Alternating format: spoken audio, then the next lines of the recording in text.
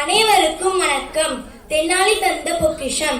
இந்நாடகத்தில் பங்கேற்போர்: ராஜாவாக பார்கவி, ராணியாக ஸ்ரீநிதி, தென்னாலி ராமனாக வாய்கவி தேவி, சிற்பியாக ஜெகதீஷ், புலவராக சஞ்சய் பிரகாஷ் மற்றும் ஹரிஷ்குமார், அமைச்சர்களாக ஜெயவர்ஷன் மற்றும் சாதனா, தளபதியாக அருள்மொழிவர்மன் மற்றும் ஸ்ரீதாமோதரன், காவலாளிகளாக மதுமிதா மற்றும் தக்ஷணேஸ்வர்.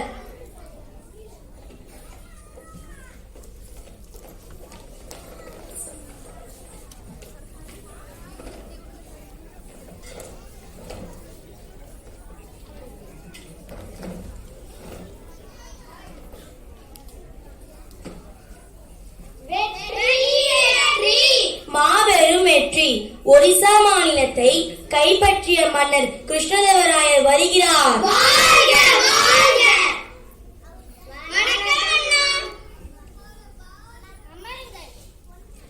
ஒருமுறை ஒரிசா நாட்டின் மேல் படையெடுத்து வெற்றியை கண்டார் கிருஷ்ணதேவராயர்.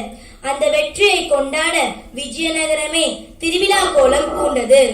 வீடுதோறும் விளக்குகளை ஏற்றி வைத்தனர். வெற்றி விழாவை கொண்டாட அரசவை கூடியது. காட்சி 1. அரசவை கூடுதல். மந்திரி பிரதானிகளே, இன்று நான் மிகவும் மகிழ்ச்சியாக இருக்கின்றேன். இந்த வெற்றி நமக்கு மறக்க முடியாத வெற்றியாகும். ஆகையால் இதை கொண்டாட வேண்டும். என்ன செய்யலாம்? மன்னா, நம் வெற்றி நினைவாக ஒரு வெற்றி கொடியை நாட்டலாம். மன்னா, நம் வெற்றி நினைவாக ஊரின் நடுவில் ஒரு நினைவு துணை அமைக்கலாம். அதில் பல சிற்ப வேலைப்பாடுகளை செய்யலாம். புலவரா சொல்வது மிகவும் நல்ல யோசனை. இப்போதே கை தேர்ந்த சிற்பி ஒருவரை விட்டு நினைவு துணை அமைக்க சொல்லுங்கள்.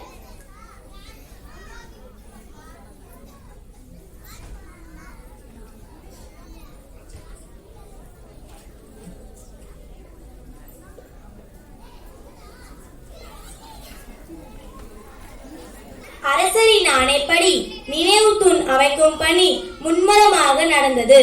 சிற்பி இரவு பகலாக தூணில் சிற்பங்களை செதுக்கினார். காட்சி 2. மன்னர் கூறியபடி அழகான சிற்பங்கள் பொருந்திய நினைவு தூண் அமைக்கும் பணி நிறைவுற்றது. இன்றைய விழாக்கோலத்துடன் நினைவு தூணை மன்னர் நாட்டிற்கு அர்ப்பணித்தார். மிகவும் அருமையாக உள்ளது.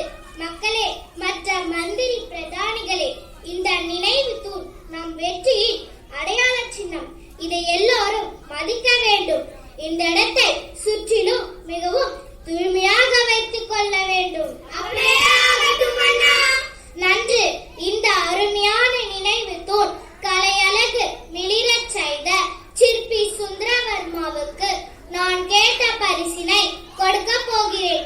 சிற்பியே, உங்களுக்கு என்ன வேண்டும்? கேளுங்கள். அண்ணா, இந்த சிற்பங்களை செதுக்குவதற்காக தாங்கள் கொடுத்த வெகுமானமே எனக்கு போதும். அதுவே அதிகம். மேற்கொண்டு பரிசுகளை நான் விரும்பவில்லை. அப்படி சொல்லாதீர். என் ஆசைக்காக எதையாவது கேட்கத்தான் வேண்டும். அரசே, இந்த பயன் நிறைய உலகில் மதிக்க முடியாத பொருட்களை இணைப்பித்தாருங்கள். விலை மதிக்க முடியாத பொருளா? வைரம், வைடூரியம், எத்தனை வேண்டுமானாலும் கேளுங்கள். உங்கள் கலைத்திறமைக்கு எதுவும் ஈடாகாது. மன்னா, நீங்கள் குறிப்பிட்டவை எல்லாம் உலகில் மதிக்க முடியாத பொருட்கள் அல்ல. அவைகளுக்கு ஒரு விலை உண்டு.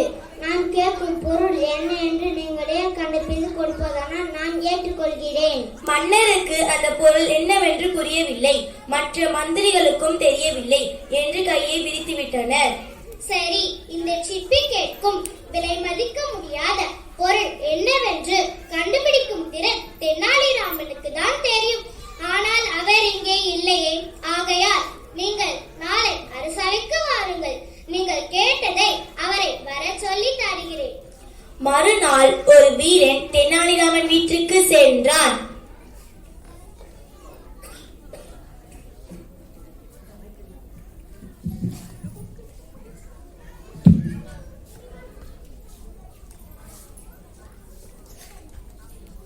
வணக்கம் தெனாலிராமரே.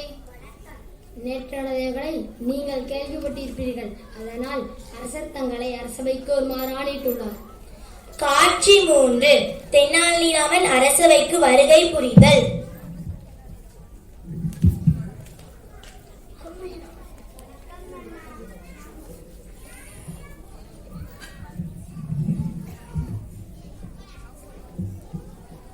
வணக்கம் அண்ணா.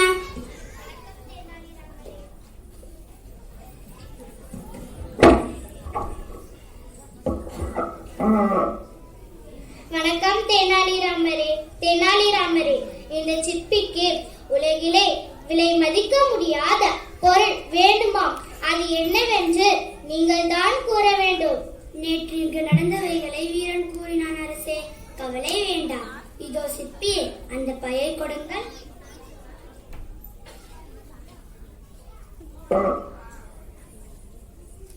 சிற்பியே, நீங்கள் கேட்டபடி உலகில் மதிக்க முடியாத பொருளை கொடுத்து விட்டேன். பெற்றுக்கொள்ளுங்கள். நன்றி மன்னா, நான் சென்று வருகிறேன். தெனாலிராமன் கொடுத்த பையை பெற்றுக்கொண்ட சிற்பி பதிலெதும் பேசாமல் தமது அரசவையில் இருந்து சென்றது அரசருக்கு வியப்பாக இருந்தது. தெனாலிராமரே, வைரத்தையும் வைடூரியத்தையும் வேண்டாம் என்று கூறிய சிற்பி எப்படி நீங்கள் கொடுத்த பெரும் பையை வாங்கி கொண்டு சென்றார்? அது வெறும் பை இல்லை மன்னா. சென்ற இடமெல்லாம் வெற்றி வாகை சூடி நீதி தவறாத ஆட்சி செய்யும் கிருஷ்ணராயவாயும் விஜயநகரத்து காற்று நிரம்பிய பை. மன்னா, இந்த உலகத்தில் காற்றில்லை என்றால் எந்த ஜீவராசியும் இல்லை. அதுதான் உலகில் மதிக்க முடியாத பொருளாக அந்த சிற்பி குறிப்பிட்டிருக்கிறார். தெனாலிராமரே, உங்கள் புத்திசாலித்தனத்திற்கு ஈடிணையே இல்லை. விஜயநகரம் உங்களை அடைய புண்ணியம் செய்திருக்க வேண்டும். இதற்கு தண்டனையாக அண்ணா, இனிமேல் ஒரு நாள் கூட உங்களுக்கு விடுமுறை கிடையாது. அண்ணா,